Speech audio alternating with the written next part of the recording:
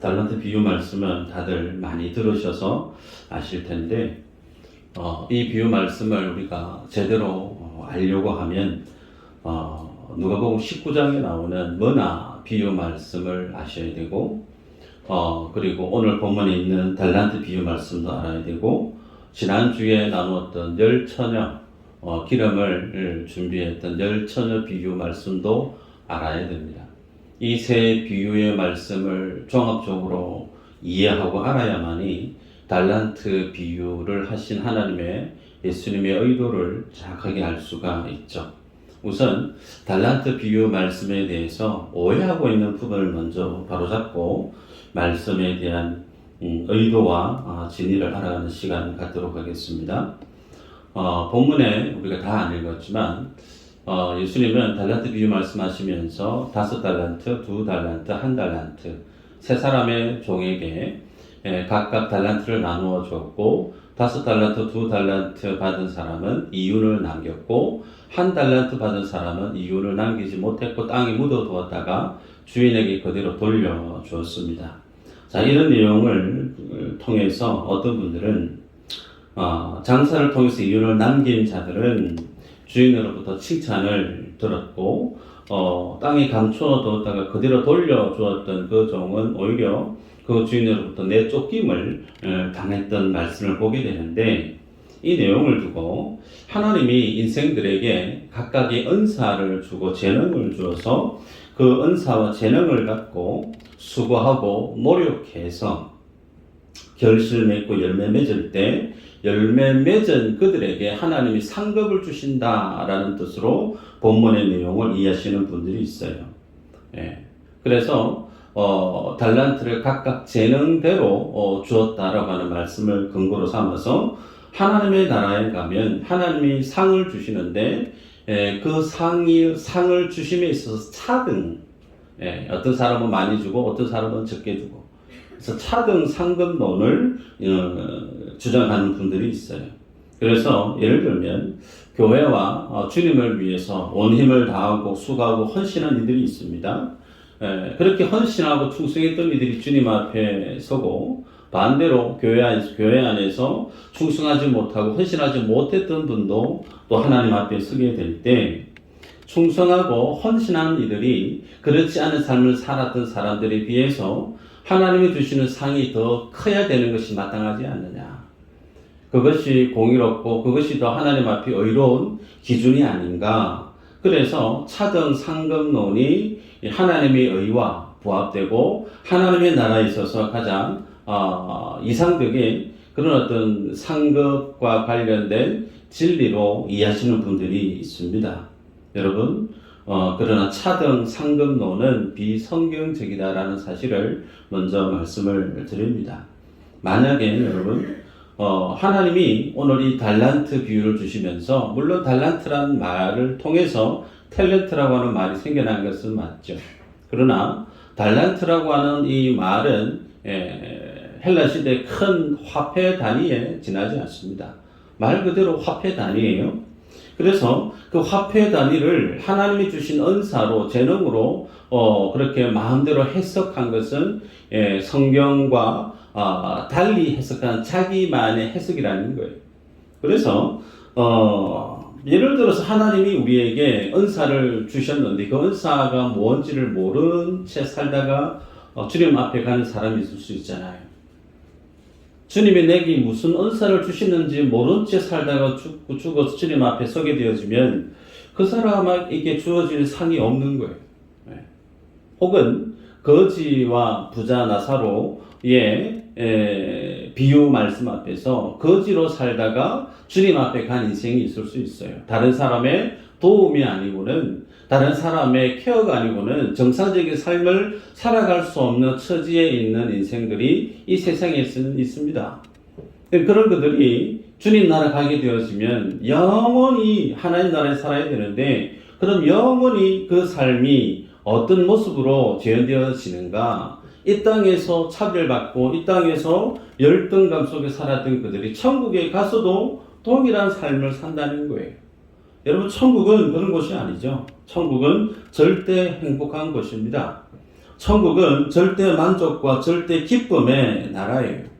그래서 여러분 우리가 성경을 볼 때 자본주의적인 사고방식, 기복주의적인 사고방식, 인본주의적인 사고방식으로 성경을 보다 보면 차등상급론이 이게 바른 진리다라고 생각하게 되어지나 그렇지 않다라는 겁니다. 여러분 이 부분에 대해서 장로님께서 기도해 주셨지만 포도원 품꾼 비유 지난번에 분명히 말씀을 나눴죠. 마지막에 들어왔던 오후 5시에 포도원에 들어가서 일했던 사람, 그 사람이나 아침에 일찍 6시에 들어가서 일했던 사람이나 주인이 주는 데나리오는 같았어요. 그죠?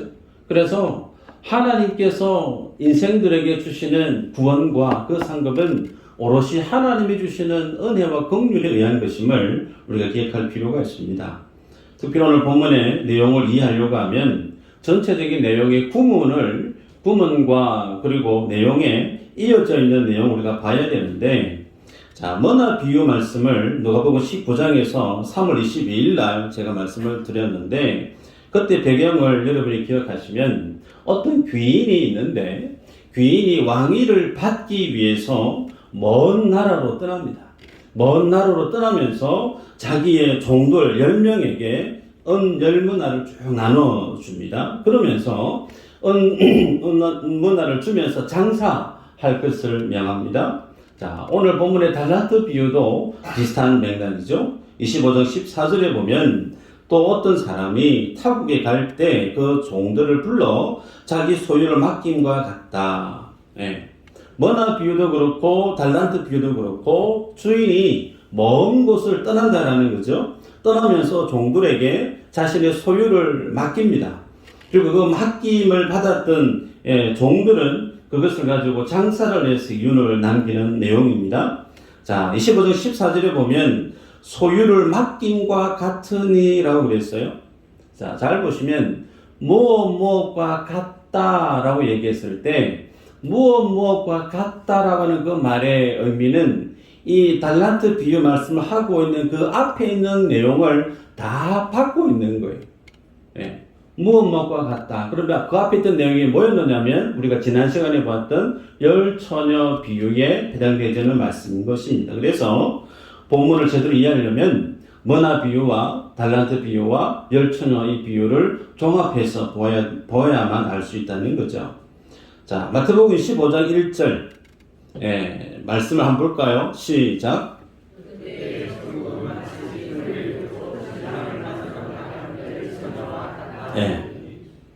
천국에 대해서 설명하고 있습니다. 그죠? 자, 마태복음 25장은 예수님이 천국에 대해서 말씀하셨고, 우리가 안 읽었지만 24장, 그리고 그 앞에 23장의 내용은 마지막 때에 임할 세상의 종말에 대해서 주님이 말씀하셨고, 그리고 그 종말 때에 임할 하나님 나라의 도래가 어떠할 것인지를 말씀하셨어요. 그리고 25장에 가서 천국의 비유를 주님이 말씀하고 있는데, 이렇듯 이 천국의 비유를 위해서 열천의 비유를 주님이 말씀을 하셨고, 오늘 본문에 달란트 비유를 말씀하셨는데, 읽었던 오늘 본문의 13절에 보면 그런즉 깨어있으라 너희는 그 날과 그 때를 알지 못하느니라 그랬습니다. 그런즉 깨어있으라, 중요한 본문인데요. 자, 여기에서 우리 성경에는 없는 말이 있어요. 헬라 원어에서는 가르라고 하는 말이 있는데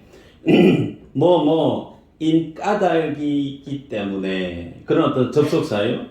자, 그래서 달란트 비유가 앞에 있었던 열처녀 비유의 내용을 그대로 다 받아서 계속 이어지는 내용인데, 쉽게 설명하면 의역하면 이런 내용입니다. 천국은 등을 들고 신랑을 맞으러 나간 열처녀와 같은데 그중 5은 신랑을 맞을 준비를 했고 나머지 5은 신랑을 맞지 못했다. 그러니 깨어있으라 너희는 그 천국이 올 날과 시를 알지 못한다. 그러니 이제부터 너희가 깨어있어야 할 이유가 무엇인지를 말해주마. 너희가 깨어있어야 하는 이유는 천국이 어떤 사람이 타국에 가면서 종들을 불러 자기의 소유를 맡기는 것과 같다. 이것이 25장에 있는 달란트 비유에 대한 기본적인 구문에 연결된 내용입니다.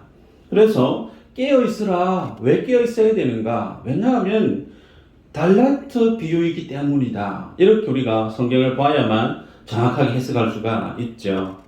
자, 그러면 본문에서 주인이 종들에게 달란트를 나눠줍니다. 5달란트, 2달란트, 1달란트인데 이 달란트의 가치는 노동자가 6,000일 동안 일했을 때 얻을 수 있는 값, 그것이 1달란트의 가치입니다. 환산을 하면 오늘날의 최저임금으로 환산을 해봤을 때 약 한 5억에 해당되어지는 돈이 1달란트의 돈이에요. 그래서 1달란트가 가지고 있는 그 가치가 결코 작은 금액이 아닙니다. 아주 큰 금액이죠. 이런 큰 금액을 종들에게 5달란트, 2달란트, 1달란트 주면서 주인은 먼 곳으로 떠납니다. 그러면서 나중에 오겠다라는 거죠. 자, 머나 비유와 그리고 달란트 비유, 열처녀 비유의 공통점이 뭔가? 하나같이 주인이, 신랑이 그 자리를 벗어났을 때 벗어난 그 기간 동안에 살고 있는 종들의 삶을 설명하고 있는 내용이 머나 비유와 그리고 달란트 비유와 열처녀 비유에 해당되어지는 공통된 내용이죠. 자, 좀 더 배경을 깊이 들어가 보면 우리가 이전에 머나 비유의 말씀을 보았습니다. 한 귀인이 왕위를 받기 위해서 멀리 타국으로 가면서 종들에게 문화를 나누어 주었던 내용인데 그 내용에 보면 그곳에 백성들이 그 귀인을 왕으로 삼는 것을 기뻐하지 아니했다라는 말씀이 있었습니다.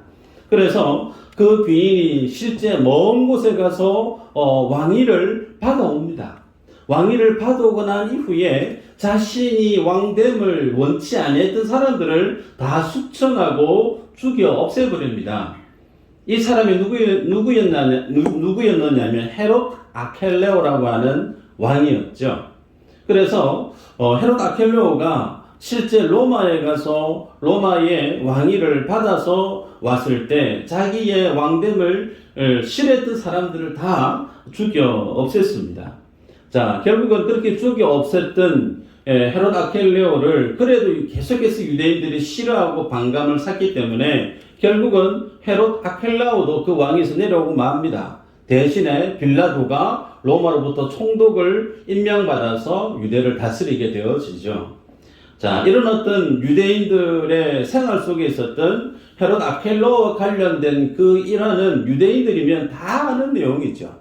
자, 그런 어떤 그 시대의 문화적인 코드를 지니고 예수님이 지금 자기 자신에게 빗대어 설명하는 거예요.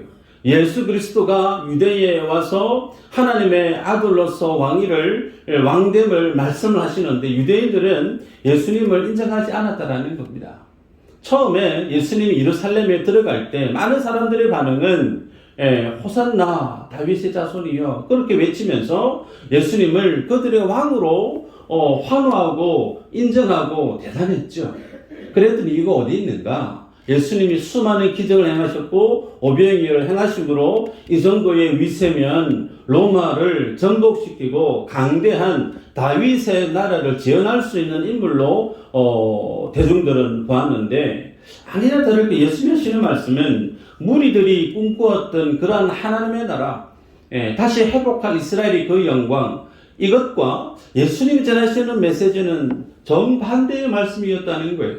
예수님이 전하시는 말씀은 오히려 내가 예루살렘에 가서 십자가에 못 박아 죽어야 된다.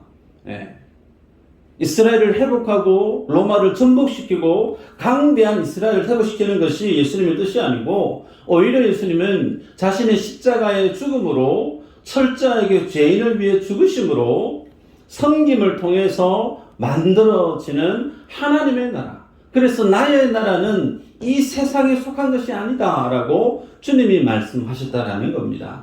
이런 가운데 주님이 오늘 이 비유의 말씀을 하시고 있는데 자, 다 같이 한번 말씀을 볼까요? 빌립보서 2장 말씀이 길지만 한번 읽어보십시다. 5절에서 11절 말씀 같이 한번 읽어볼까요? 시작.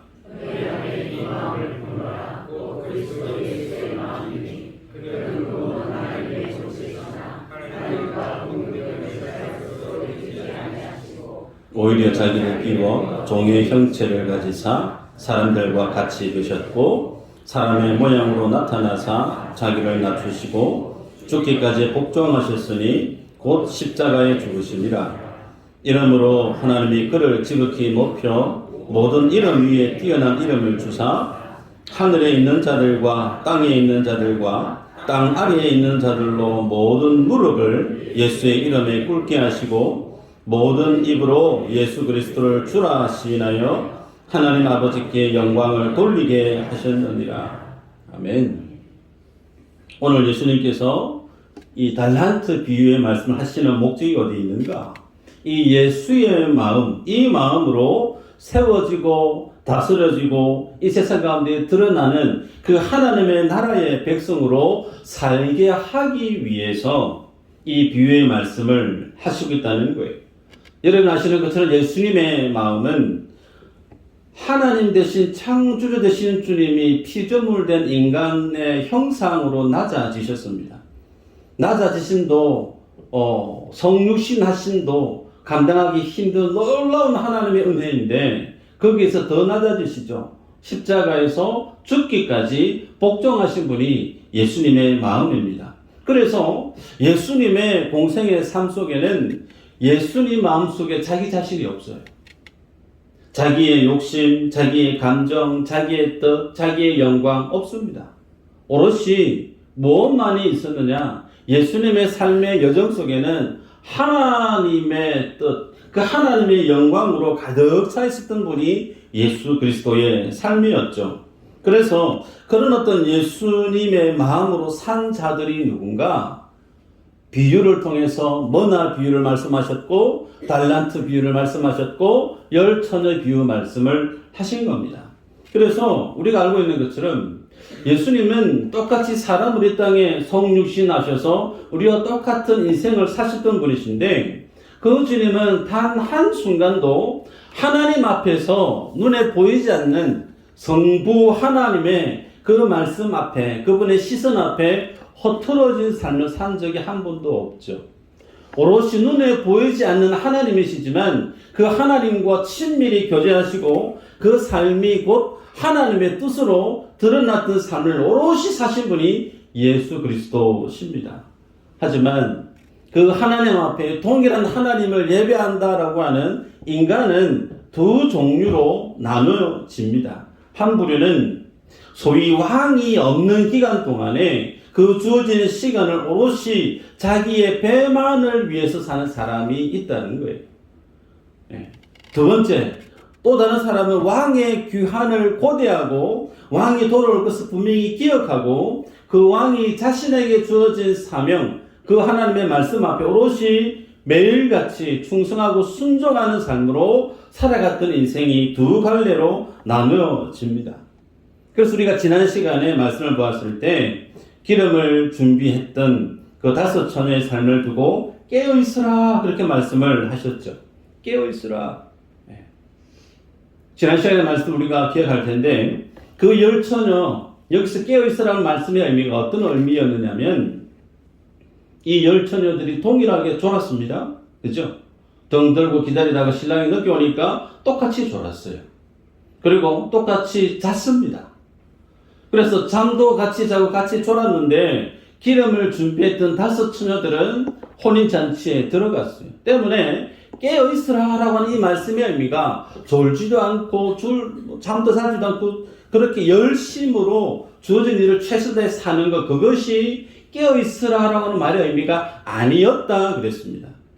그래서 중요한 것이 여기서 말씀하고 있는 깨어있으라는 말씀의 의미가 뭐냐면 기름을 준비했던 그 다섯 처녀들의 마음은 신랑과 그 마음이 맞닿아 있었다라는 거예요. 신랑이 언제 올지 몰랐기 때문에 그 신랑을 알고 그 신랑에게 마음이 집중했던 5명의 슬기로운 처녀들은 기름을 준비했었다라는 거죠. 여러분, 그래서 여기에서 우리가 자세하게 언급하진 않았지만 그러면 기름을 준비했던 그 5명의 여인은 어떻게 해서 기름을 준비할 수 있었을까? 그것은 신랑 되신 예수님이 그 5명의 여인에게 신랑이 어떤 분인지를 알려주었다는 거예요. 그래서 신랑이 어떤 분인지 예수 그리스도가 어떤 분인지를 알았던 그 5명의 여인은 신랑이 언제 올지 모르지만 분명히 올 것을 알았기 때문에 모자라면 안 될 기름을 사전에 준비했었다라는 겁니다.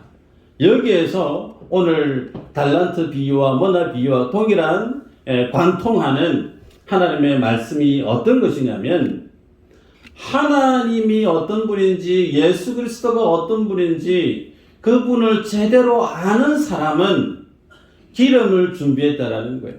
그분을 제대로 알았던 사람은 주님이 주신 말씀 앞에서 눈앞에 있으나 없으나 순종하는 삶을 살았고, 그 순종했던 그들의 삶의 진심을 왕 되신 주님은 보시고 아셨기 때문에 그들을 하나님의 나라로 들여보냈다라는 것이 우리가 보았던 내용입니다.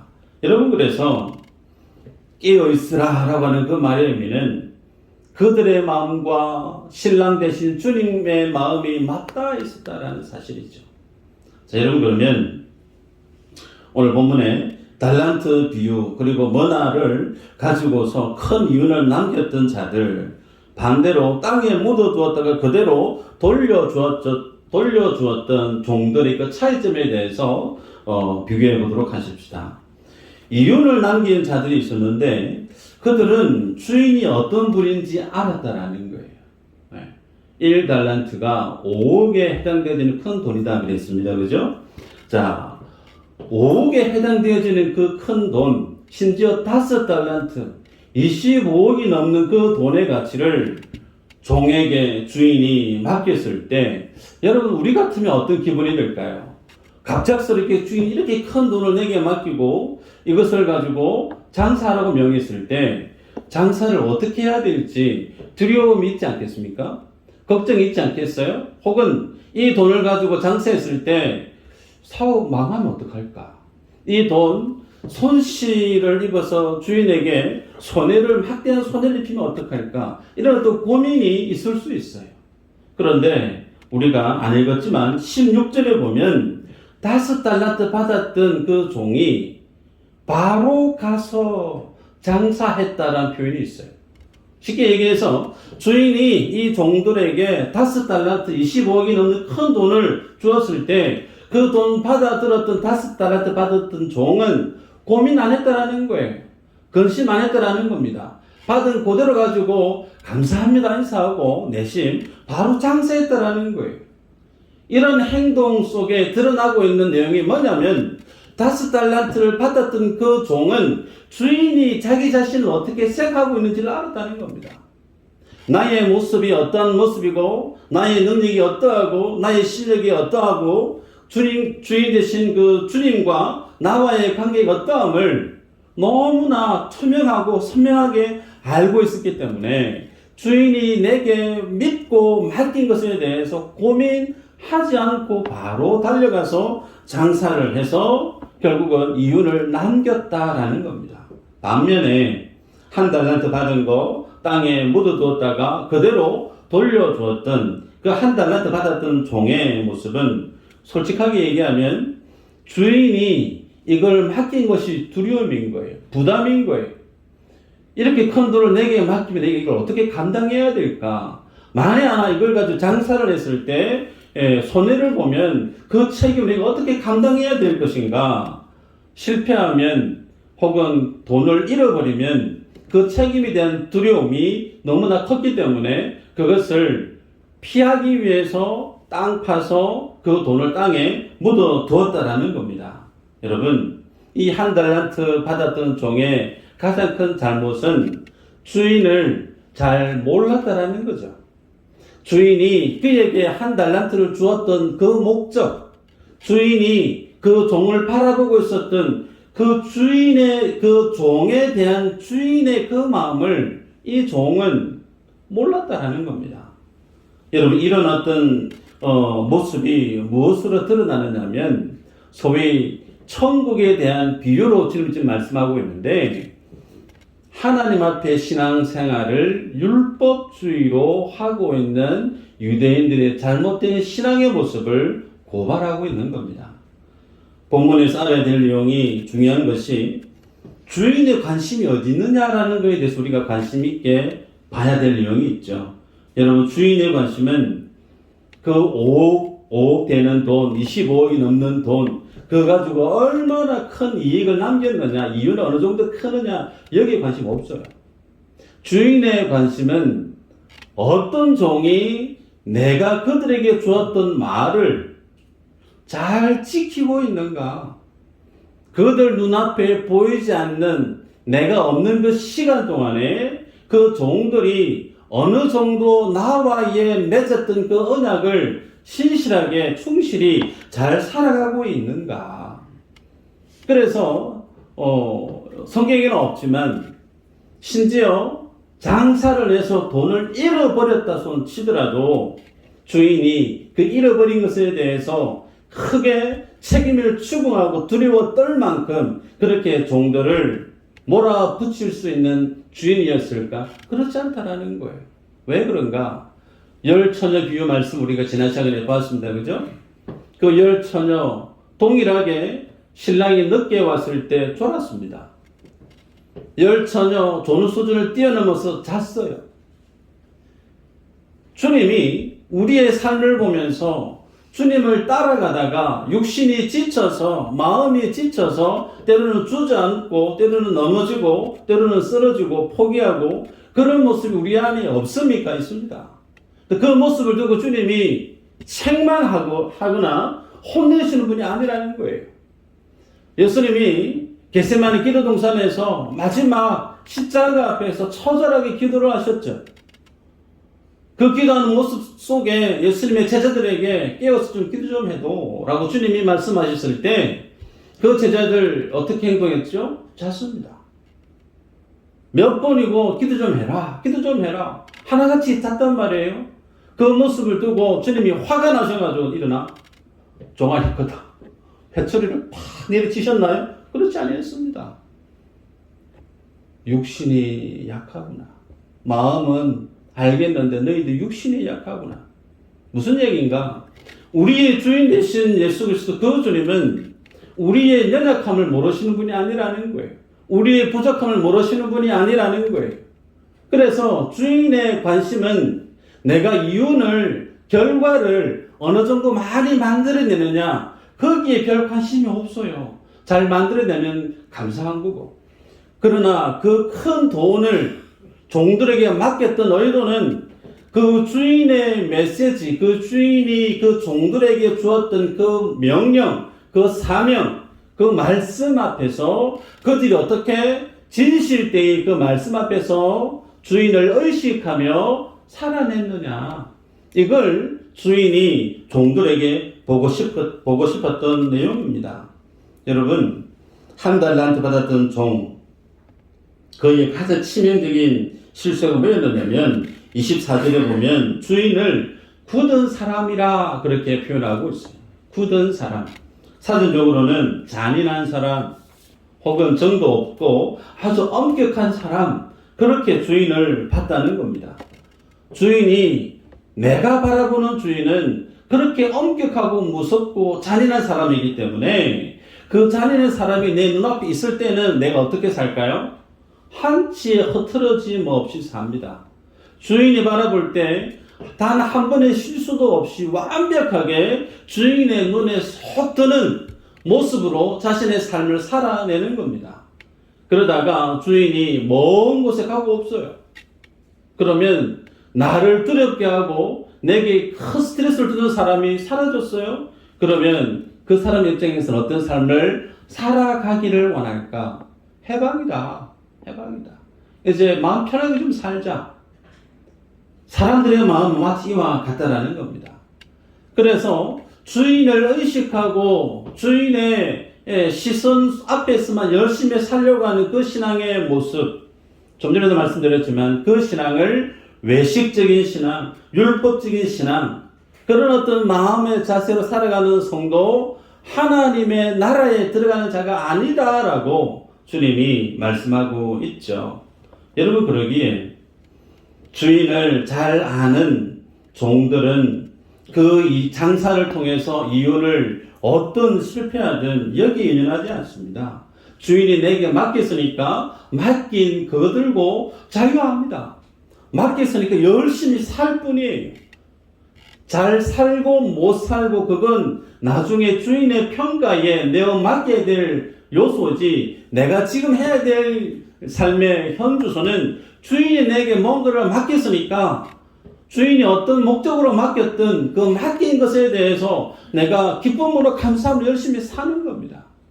그런데 한 달란트 받았던 그 사람은 주인을 몰랐어요.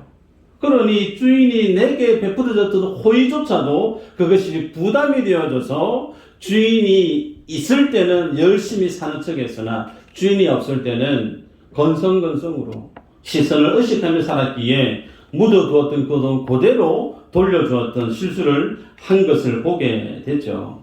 여러분, 주인이 종들에게 보고 싶었던 것, 내가 그들에게 주었던 사명과 그들에게 주었던 언약에 대해서 어느 정도로 신실하게 나에 대한 신의를 지키고 나에 대한 믿음을 지키고 살아가고 있는가, 이거 보고 싶었다는 겁니다. 자, 그러면 마지막으로 이윤을 남겼던 그 내용과 머나 비유에서 열심히 이윤을 남겼던 이들에게 고울을 다스리게 하는 말씀을 주셨는데 그 의미가 뭔가를 보도록 하십시다. 자, 머나와 그리고 달란트 비유에서 주인을 열심히 충성하고 순종했던 결과가 큰 이윤이 있었습니다. 그죠? 그래서 그 큰 이윤을 많이 남겼는데 재밌는 것은 그 많은 이윤을 남긴 것이 애쓰고 수고해서 만들어낸 그 결과물이 종들의 소유가 되어졌던가요? 종들의 소유가 아니었어요. 열심히 애쓰고 만드는 결과물이 있습니다. 5달란트 더 남겼습니다. 2달란트 더 남겼습니다. 많이 수고해서 남겨진 결과물이 있는데 너 수고했다고 그럼 여기서 어느 정도 내가 너에게 줄게. 성경이 그렇던가요? 그렇지 않습니다. 그대로 누구의 몫이 되죠? 주인의 몫이 돼요. 우리들은 당연하지. 주인이 종들에게 맡긴 것에 대해서 애쓰고 수고한 거, 주인에게 다 가져가는 거, 원래 그것이 주인의 것이었기 때문에. 네. 그래서 하나님의 나라에 가면 거기에서 내가 뭘 잘했습니다라고 내가 뭔가를 열심히 했으니까 대가성으로 주님 뭘 주세요 할 수 있느냐? 그럴 수 없다라는 거예요. 그래서 차등 상금론이 허용되지 않는다라는 겁니다. 반면에 그들에게 주어진 상이 있죠. 머나 비유에서는 고울을 얘기했고 달란트 비유에서는 착하고 충성된 종이다 그러면서 나의 즐거움에 참여하는 자가 되라 그렇게 말했습니다. 여기에서 질문이에요. 달란트 비유에서 나의 즐거움에 참여해라. 그런데 이 즐거움이 어떤 즐거움일까? 어떤 즐거움일까? 이 비유가 천국 비유라고 그랬습니다. 그러면 이 즐거움은 다분히 천국에서 누리게 되어지는 즐거움이죠. 여러분, 하나님의 나라의 즐거움 어떤 것이 있을까? 금이 있고 다이아몬드가 있고 그렇게 번쩍번쩍하는 귀금속으로 집이 지어져 있으면 물론 좋겠죠. 그런데 그것이 전부 다 그러면 금이 귀할까요? 네, 귀할 리가 없습니다. 천국이 기쁘고 즐거운 이유는 거기에는 하나님이 계시기 때문에 하나님이 어떤 분인지 얼굴을 마주하고 볼 수 있는 곳이 하나님의 나라이기 때문에 기쁘고 즐겁습니다. 장로님 기도해 주셨지만 열심히 기도했는데 하나님이 침묵하실 때가 있어요. 내 인생은 참 지치고 힘들고 퍽퍽하고 힘든데 그런 어떤 상황 가운데 주님을 찾고 주님 앞에 머리를 조아렸음에도 불구하고 하나님이 내 기도 가운데 침묵하실 때가 있지만 천국은 어떨까요? 그렇지 않습니다. 지금 저와 같이 여러분 같이 얼굴 마주보고 대화 나누는 것처럼 하나님의 나라 가면 그 하나님과 거침없이 교제하고 살아갈 수 있는 곳이 하나님의 나라입니다. 그래서 그곳에서 하나님의 영원한 영광스러운 그 주님의 영광을 직접 목도하는 거예요. 그 하나님을 바라보고 그 주님을 알고 주님과 교제함이 하나님이 천국에서 주실 수 있는 인생들에게 줄 수 있는 가장 큰 기쁨이요 즐거움이라고 하는 거죠. 여러분, 그래서 내 주인의 즐거움에 참여해라. 이 말씀의 의미는 다른 것이 아닌 그들의 수고한 대가로 내가 너희에게 뭔가를 준다라는 것이 아니라 그들이 수고하고 애쓴 그 대가가 곧 뭐냐면 여호와 하나님이 내가 너희에게 줄 상이라는 거예요. 여호와 하나님으로 기뻐하고 즐거워하는 곳, 그곳이 하나님의 나라에서 주실 수 있는 최고의 성도가 누릴 상이라는 사실이에요.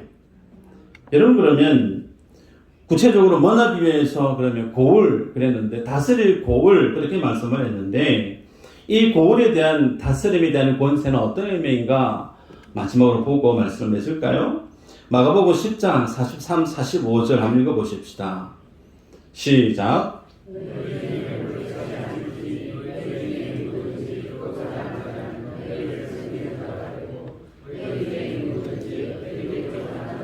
모든 사람이 종이 되어야 하리라. 인자가 온 것은 섬김을 받으려 함이 아니라 도리어 섬기려 하고 자기 목숨을 많은 사람의 대속물로 주려 함이니라. 아멘. 자, 이 말씀, 예수님이 이제 예루살렘에 들어가면서 이제 예수님이 하나님 나라를 이루시겠구나 그러면서 그 하나님의 나라에 주님이 등극하시게 되어지면 한 자리 오른쪽 자리에 저한테 주셔야 되지 않을까요? 왼쪽 자리는 누구한테 줘야 되지 않을까요? 그래서 자리에 대한 욕심으로 제자들끼리 옥신이 가신 다툼이 있었을 때 하신 말씀이죠. 그런데 이 말씀의 진이 하나님의 나라가 어떤 것인가? 세상의 나라는 군림하는 거죠. 남들 위에 올라서서 그들을 짓밟기도 하고 그들을 억압하기도 하고 그에게 주어진 권세와 권위와 능력으로 다른 사람 앞에 자랑을 뽐내는 그런 것이 세상의 나라의 모습이라면 하나님의 나라의 모습은 그렇지 않다. 하나님의 나라의 모습은 과감하게 자기 자신을 포기할 수 있는 권세라는 거예요. 나를 사랑하기 위해서, 다른 사람을 사랑하기 위해서 나의 감정을, 나의 욕심을, 뜻을 과감하게 포기할 수 있는 권세가 있는 곳이 하나님의 나라. 심지어 죽은 영혼을 살려내기 위해서 자기의 생명을 십자가 가운데 내던질 수 있는, 십자가 위에서 자기 자신을 내던짐으로 다른 사람을 살려낼 수 있는 권세, 소위 섬김의 진리로 세워져 가는 나라가 하나님의 나라임을 주님이 머나 비유 가운데 고을을 다스릴 권세에 대해서 말씀을 주셨어요. 이 말씀을 내가 5고을이나 차지하는 도지사가 되고 시장이 되고 그 뜻이 아니라는 거예요. 그 많은 사람들을 위해서 나를 포기할 수 있는 권세, 나를 죽였으라도 그 영혼을 살릴 수 있는 권세를 주시는 곳, 그렇게 하나님의 나라는 그렇게 세워져 가는 것임을 주님이 말씀하십니다. 여러분, 그래서 하나님이 주신 사명, 말씀 앞에 복음으로 충성하는 곳, 그것이 하나님의 나라의 모습이고 그 모습을 잘 살아가고 있는 모습을 샘플로 보여주고 있는 것이 머나 비유고 달란트 비유라는 내용이에요. 그러면 오늘 이 본문 내용을 통해서 우리에게 주님이 2가지의 내용을 언지를 주십니다. 첫 번째는 우리 삶의 최고 우선순위를 어디에 둬야 될까? 여호와 하나님을 아는데 최선의 가치를 두라는 거예요. 5달란트, 2달란트 받았던 사람은 주인이 나에 대해서 가지고 있는 그 마음을 알았어요. 주인이 나를 어떻게 바라보고 있고 나의 모습을 주인이 어떻게 생각하고 있는지 다 알았어요. 그래서 큰 거금을 주어도 고민하지 않고 두려워하지 않고 자유함으로 장사했었습니다. 그죠?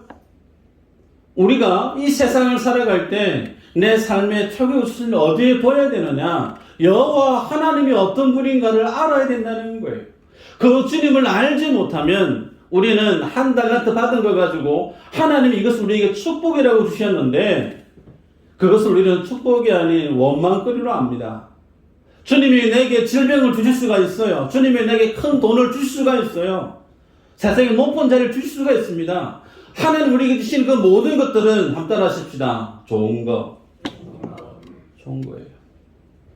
질병도 좋은 겁니다. 가난한 것도 좋은 거예요. 왜? 그것을 주님이 내게 주셨다는 그것은 좋은 거예요. 그걸 통해서 주님이 나를 빚으시고 만들어내셔서 이루실 하나님의 뜻이 있기 때문에 세상 사람들이 육신의 이생의 안목에 살을 끓여야만 눈이 혹해서 가지고 싶고 오르고 싶고 취하고 싶고 그것만 좋은 것이 아니라 하나님이 주시는 그 모든 것은 다 좋은 거예요. 근데 그걸 좋은 것을 알 수 있는 사람이 어떤 사람인가? 여호와 하나님을 아는 거예요. 그분을 아는 사람은, 그 주님을 아는 사람은 매사에 주님으로 기뻐할 수가 있습니다.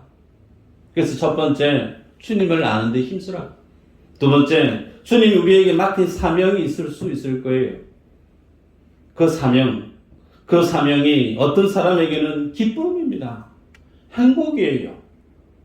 그런데 그 사명이 내게 부담이 되고 두려움이 되고 힘겨움이 되어지는 사람이 있을 수가 있죠. 주님이 여러분에게 맡기신 사명이 있습니까? 그 사명이 오늘 내게 기쁨이 되고 있는지 점검하시기를 바랍니다. 주님은 우리에게 복음을 주셨고 그 복음을 살아내라고 말씀하십니다. 이 복음을 복음되이 살아낼 수 있는 저 여러분들 다 되시기를 주의 이름으로 축복합니다.